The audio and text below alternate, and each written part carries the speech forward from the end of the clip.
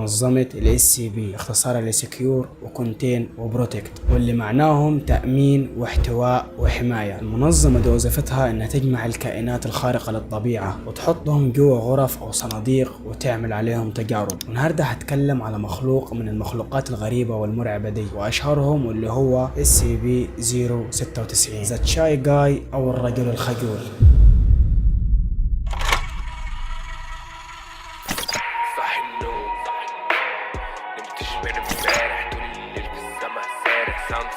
انا عارف بس SCP-096 مخلوق شبيه بالبشر، طوله 2 متر و300 سم تقريبا، نحيف جدا يعني زي ما بيقولوا جلد على عظم بسبب سوء التغذية. دراعينه طويلة، طول الدراع الواحد 1.50 متر، وجلده لونه رمادي شاحب وما فيش شعر في جسمه يعني أملس، ولو بصيت في عيونه هيبدأ يحط ايده على وشه ويطلع أصوات غريبة ويبكي، وبعدها هينهي حياتك.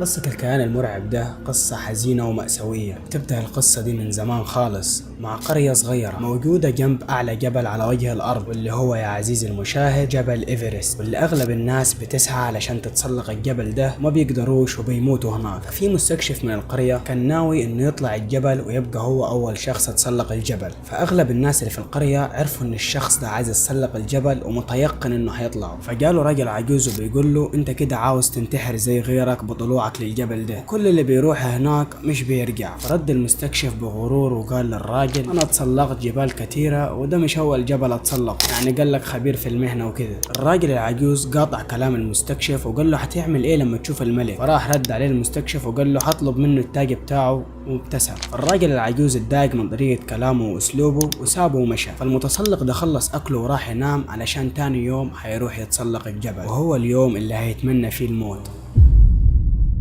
صحي تاني يوم وراح علشان يتسلق الجبل، والتسلق كان صعب بسبب ان الجو كان برد جدا، لكن كان يقول مش مهم هطلع الجبل يعني هطلع. وهو طالع لمح زي جواكت متغطية في التلج، واللي اكتشف ان هي جثث للمتسلقين اللي حاولوا يطلعوا قبله، لكن ما اهتمش الموضوع ده واستمر لحد ما لقي زي كهف صغير كده في الجبل، ودخل جوه الكهف ده واكل وشرب واستريح فيه. في الايام اللي بعدها استمر في التسلق لحد ما وصل لارتفاع 8000 متر، ودي منطقة تعرف باسم منطقة الموت. اتصدم بكمية الجثث المرمية على الأرض، محدش قدر يعدي الارتفاع ده، كل اللي بيوصل له بيموت. وإلا فجأة قاطع تفكيره ظل شخص جاي من بعيد، وكان مبسوط إنه لقى متسلق زيه، لكن لما قرب منه كان شخص غريب بجاكيت أبيض وملامحه مش باينة، وكان لابس ماسك مغطي وشه بالكامل ولابس كمان نظارة. لما عين المستكشف جات في عين الشخص الغريب ده حس بشعور مختلف، والبرد اختفى من جسمه تماما، حس بالدفى كأنه قاعد قدام نار. لكن الاحساس ده اختفى لما حس بالرعب الشديد، وادرك ان الشخص اللي قدامه ده مش طبيعي. كان عاوز يلف ويجري لكنه كان عاجز عن الحركة تماما. فرجع وبص في عين الشخص الغريب ده تاني، لقى حاجة بتتوهج من نظارته كأنها جمر مولع. وتكلم الشخص الغريب ده وقال له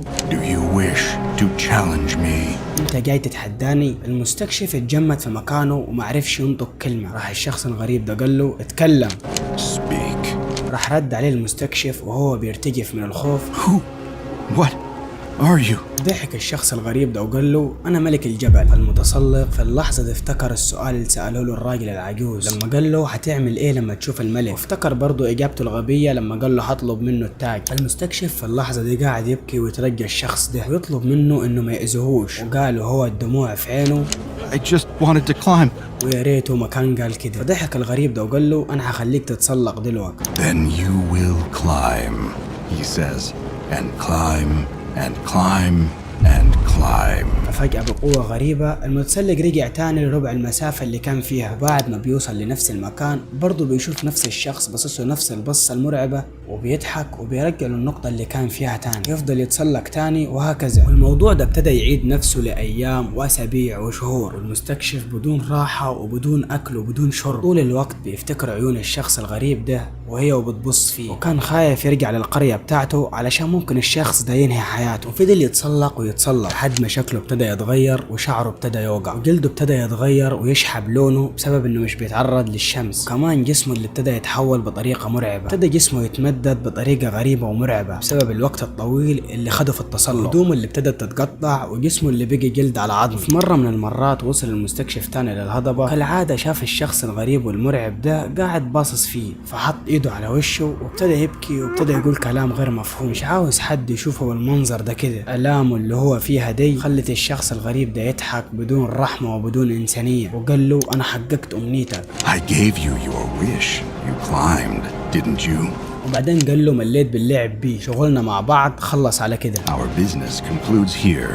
I'm tired of playing with you. كلمة وحش قليل عليه، واللي هنكتشف انه ملك الجبل ده هو كمان مخلوق من مخلوقات SCP. لو عايزين ننزل حلقة عليه اكتبوا لي تحت في الكومنتات. وبعد ما قال له الكلمتين المدمرين دول سابه ومشى. المستكشف فرح لانه كان على قيد الحياة وكمان خلاص يقدر يرجع للقرية. واثناء رجوعه للقرية كان حاطط ايده على وشه وكان يبكي بسبب اللي حصل له ده. ولما وصل للقرية بعد سنين من اختفائه كان متوقع ان الناس هتساعد، لكن اول ما شال ايده من على وشه الناس ابتدت تصرخ بشكل هستيري. والكارثة انه لما حط عينه في عيون الناس دي شاف عيون ملك الجبل. هنا ابتدى يصرخ بصوت عالي وشكله كان جدا مرعب. انقض عليهم بسرعة خيالية وهاجمهم بكل وحشية، قطعهم لأشلاء. في أقل من ساعة كان أباد القرية كاملة، لأنه كان كل ما يقتل واحد الناس تقعد تصرخ. فكل اللي كان يطلع من بيته ويشوف ايه مصدر الصوت عينه تاجي في عينه جي كمان هو حيتفنش. بعد ما أباد القرية بالكامل فضل هو الوحيد اللي عايش في القرية لحد ما وصل الخبر لمنظمة SCP. المنظمة جهزت أفضل 7 أو 8 جنود علشان يمسكوا الكيان ده، ووصلت معلومات للجنود إنه مهما حصل ما يحطوش عينهم في عين المخلوق الغريب ده، علشان لو حطيت عينك في عينه ببساطة هيشوف عيون ملك الجبل فيك وهيبدأ يهاجمك بكل وحشية لحد ما ينهي حياتك. فلما راحوا الجنود جم من وراه على أساس إنه مديهم ظهره فعينهم ما تجيش في عينه، فكان حاطط إيده على وشه كالعادة وبيطلع أصوات غريبة وكأنه بيبكي. بس أول ما قربوا منه سمع صوت خفيف وبص وراه وجات عينه في عين واحد من الجنود وابتدى يصرخ. ولما صرخ الجنود ابتدوا يضربوا عليه بالرصاص، فبص حوالينه لقوا الجنود كلهم باصين في عينه ما عدا الا شخص واحد. انطلق عليهم واحد واحد وخلص عليهم في اقل من دقيقة. ما بقيش فيهم حد حي الا شخص واحد وهو قائدهم الوحيد اللي ما تهاجمش فيهم، لانه المخلوق ده لما ابتدى يهاجم هو الوحيد اللي كان باصص في الارض، عينه ما جاتش في عين المخلوق علشان كده ما اتقتلش. القائد اتصل بالمنظمة وقال لهم على اللي حصل باختصار. قالوا له اتقدم لعند المخلوق بالراحة، واهم حاجة ما تحطش عينك في عينه، حط في راسه الكيس الاسود اللي اديناهولك. وفعلا يا جماعه راح مشى لعند المخلوق وحط الكيس على راسه وهو باصص للارض. والغريب ساعتها انه بعد ما لبسوا الكيس المخلوق كان مستسلم تماما، ما عملش اي ردة فعل. وبكده تم امساك الكيان SCP-096. بعد ما مسكوه حطوه في مكعب او صندوق من الفولاذ، وكان جوا الصندوق ده كاميرات ومستشعرات وكده علشان يعملوا عليه دراسات وتجارب. فكان قاعد جوا الغرفة دي مش بيعمل حاجة الا انه بيطلع اصوات غريبة زي كده.